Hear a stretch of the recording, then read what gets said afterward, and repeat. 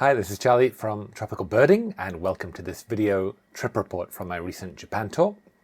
This was a spring in Japan tour. We do a lot of winter tours. This was one of our first spring ones with a lot of very cool things to see. So happy to share those with you. Don't forget to check out this PDF that accompanies the video. You can see it on the website or in the notes of this video. It's got an itinerary and a full list of all the birds, mammals, all the other stuff, cool stuff we saw. So please check that out. Let's start with the map as usual. I think everyone knows where Japan is. This tour, we went to a lot of islands. We went to 7 different islands. A lot of the Japanese endemics are found on islands. So this was a bit of an island hopping trip. A lot of fun. We started in a place called Ishigaki Island, which is part of Okinawa Prefecture. There's a few special things on this island that you don't get further north. This is what it looks like there. There's some nice habitat there in the north of the island on the slopes of the mountains. Goes up a little higher. This is where some of the birds we were looking for. The main target here was called the Iriomote tit, split from varied tit, a few years ago. Unfortunately, we didn't actually find it on the tour. I found it just before the tour, but we were quite unlucky with the weather on this tour. The couple of days that we were here, it rained quite heavily. Some of the other birds we saw, Ishigaki is the furthest north that some birds get, this Asian emerald dove. Another bird that's not found elsewhere in Japan is this Malayan night heron, which we saw pretty well. Some of the common Japanese birds, but different subspecies, include warbling white-eye, brown-eared bulbul, some breeding birds, which we don't get on the winter tours, like the ruddy kingfisher, and some endemics, like the Ryukyus flycatcher. This is probably the best place to see it. They were quite common. I'll put some sound on for you here. This is a bird currently known as the Asian tit, but this Ishigaki subspecies is very distinctive. You look at that, how broad that black band is down there. So some of these birds are likely to be split in the future, and this is another one. This is a crested serpent eagle, which is pretty widespread through Southeast Asia. The one on Ishigaki and Iriomote is quite a distinctive subspecies and a good chance of being split in the future. So yeah, watch this space. We visited another area of forest close to the town, very kind of tangly vegetation.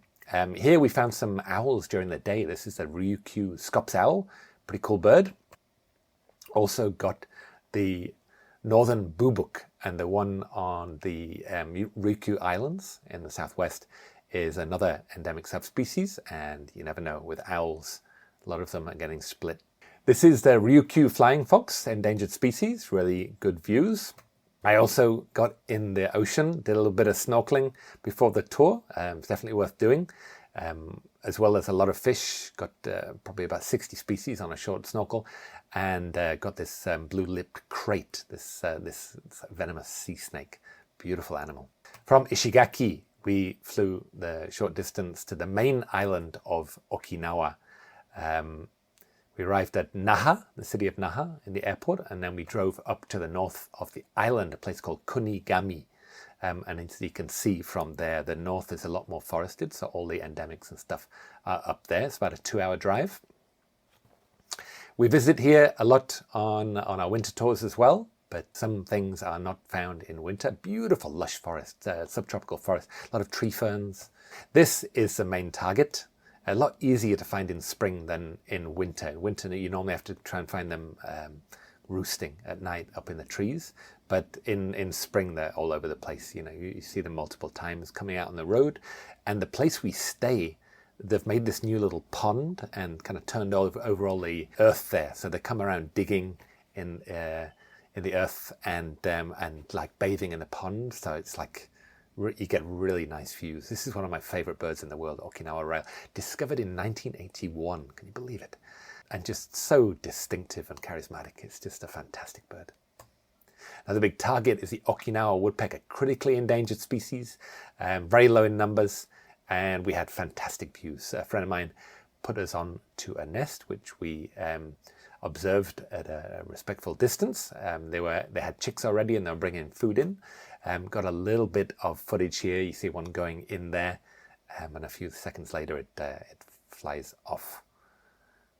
There it goes. One of the problems with the Okinawa rails, as well as some of the other rare wildlife there, are strikes with cars. So when you drive around there, there's signs everywhere saying slow down, Okinawa rails. This is information from 2024 about the number of strikes. I think 31 rails were hit by cars. I think 29 were killed. The Ryukyus long-furred rat, another endangered endemic, 36 were killed. And there was 3 strikes with the Okinawa woodpeckers. So yeah, very important to drive around slowly in the north, especially in the spring when there's a lot more birds on the roads. A lot of cool herbs in Okinawa. This is the Okinawan sword-tailed newt, which we found by the roadside. They have these kind of like concrete gutters, but animals can get trapped in them. There's like all these turtles and newts and frogs and stuff like that. So they make these gutters where they can get out and also climb up like little stairways. We also checked out an area of rice fields and taro fields there to bump up our list a little bit. Saw some other cool birds there, open country birds like this beautiful blue rock thrush. And just before we flew out, we checked out a place called Triangle Pond, which gets a lot of interesting birds. Not as many shorebirds at this time of year. We've got a few things like these black-winged stilts. And on to our next island, which is Amami Oshima. Amami is a beautiful place, one of my favorite places in the world. You see how much forest is on it. It's very well forested, and it's got some real gems. A lot of very cool stuff. Yeah, this is one of the bird watching locations, the Amami Nature Observation Forest. One of the big targets. This is actually a young Lids jay, which we caught up with. Another one of the endemics is the Amami thrush, and some other island specialist species like this black wood pigeon, used to be called the Japanese wood pigeon. Also saw this Ryukyus robin, kind of denizen of the undergrowth, likes very shady places. Quite cool. The Ryukyus robin's got this black flanks, which separates it from the Okinawa robin. Amami, as well as having 3 fully endemic bird species, also has a few subspecies which may be split in the future. This is the white-backed woodpecker, and the Ostoni race, the Austin's woodpecker, is a good candidate for a future split.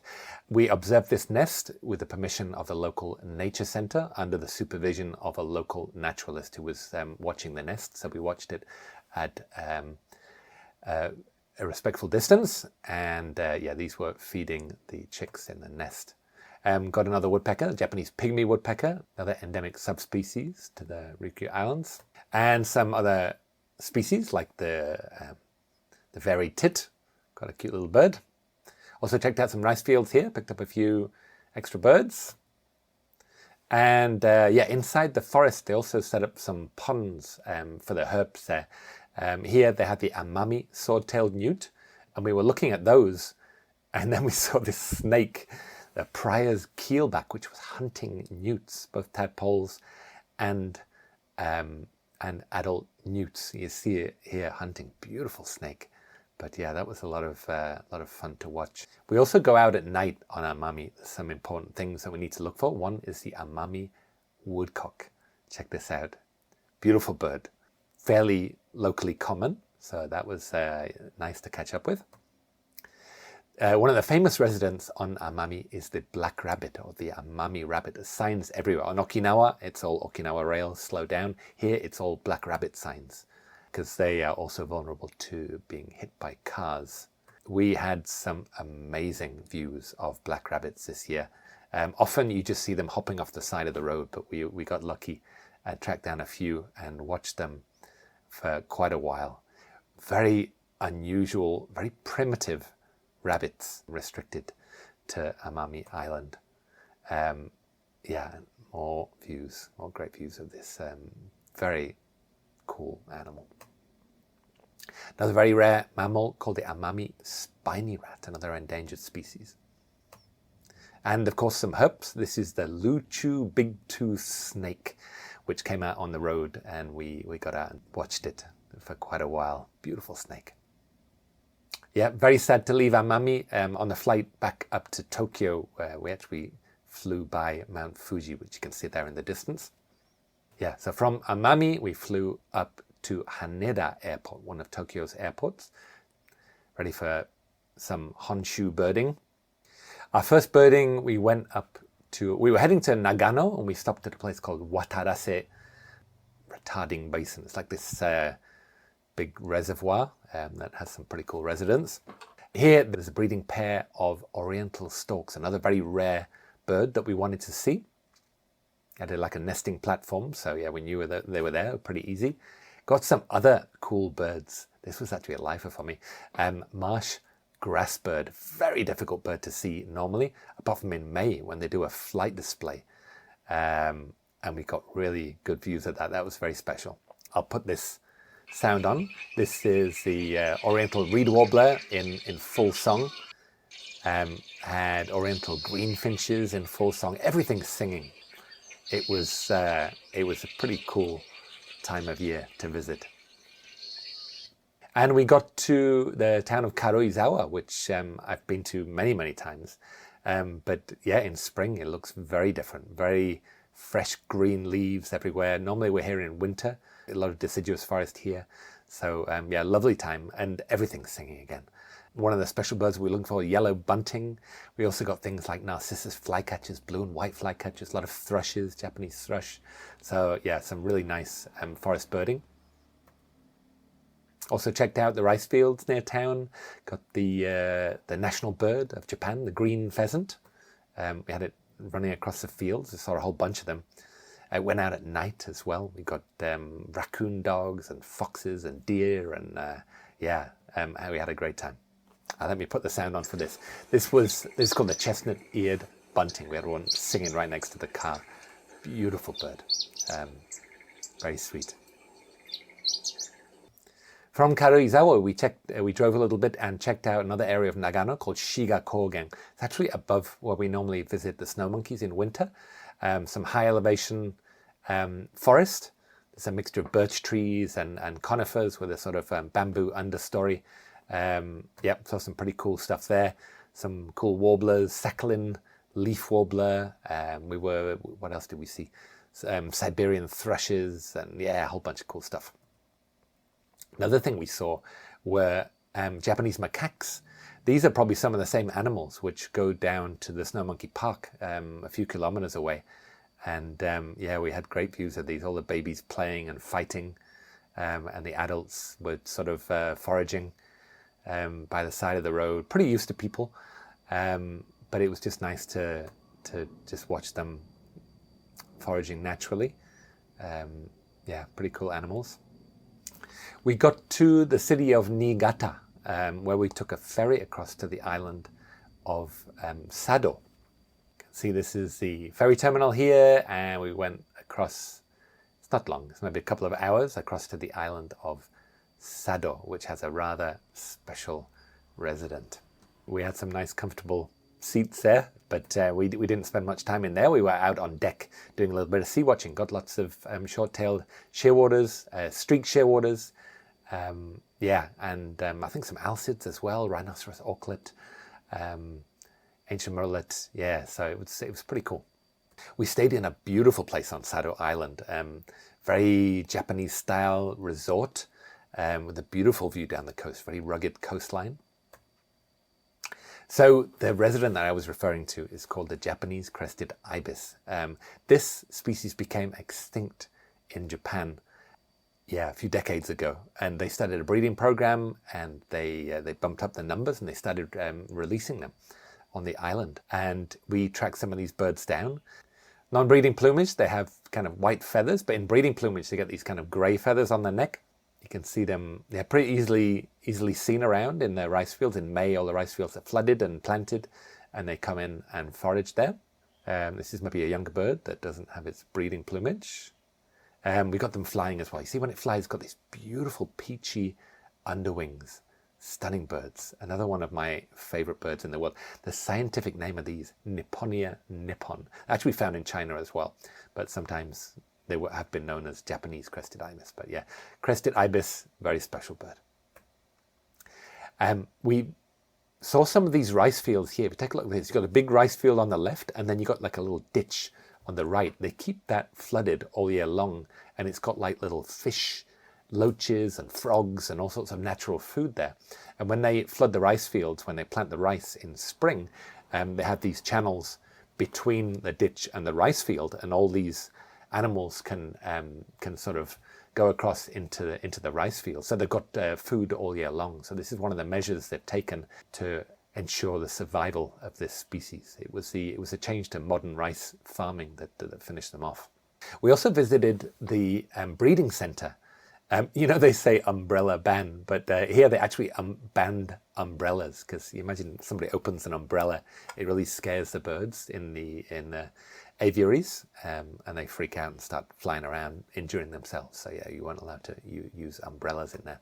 They had some nice educational displays about different behaviors, about sort of food webs and stuff like that. So yeah, it was quite a cool, once we'd seen the birds in the wild, it was nice to visit there and learn something about them.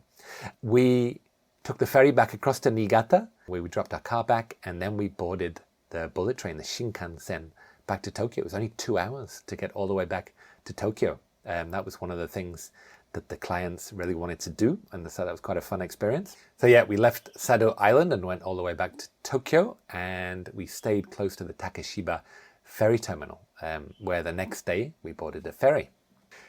So one of the real highlights of this trip for us was our longest ferry ride. This was, I think, 27 hours to get to these very remote islands called Ogasawara. So this is a boat that we boarded. One of the owners of Tropical Birding, Keith Barnes, came along as a place he really wanted to visit as well. And this is me and him being silly and posing with the mascot of the ferry company. Yeah, and we set off, and we had like a full day of sea watching. These are streaked shearwaters, and we saw thousands of these. Just impressive numbers. Had quite choppy water, which is good for tube noses. This is Keith on board taking some pictures. This is a really common, dominant seabird in that area, the streaked shearwater. Saw some other cool stuff like black-footed albatrosses. You don't see as many albatrosses in spring as winter, but still got a few of these. Very magnificent birds. Also got some boobies as well, yeah, brown boobies, red-footed boobies later on a trip. And some cetaceans. These were short-finned pilot whales. So we arrived, 27 hours later on the island, on the Ogasawara Islands, and more specifically on the island of Chichijima. Chichi means father. It's like Father Island. They had some local dancers which were doing a little welcome dance, a little bit Hawaiian-esque, but yeah, very nice.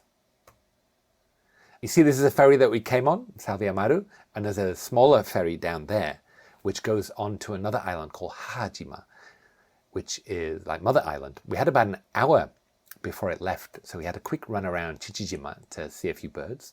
Again, some different subspecies of brown-eared bulbul, warbling white-eye. I'm going to put the sound on here. This is the Japanese bush warbler, or kokikyo. Very famous sound in Japan, but actually a very distinctive race and possibly another future split. So this is our second boat arriving at Hahajima, the small little port there. And normally you have to stay there like 3 days, but because they changed the ferry schedules, we only had one night. So we stayed in this little lodge, just a short walk from the ferry terminal. And from there, we had one big bird target, which I'll mention, but we also wanted to see these Bonin flying foxes, some endemic flying foxes. Not a very good photo, unfortunately. At night, often you get green sea turtles coming out of the sea and laying eggs on the beach just right there. So yeah, Keith went out late at night and managed to see some there on the beach. This is a bird that we came for. We woke up really early.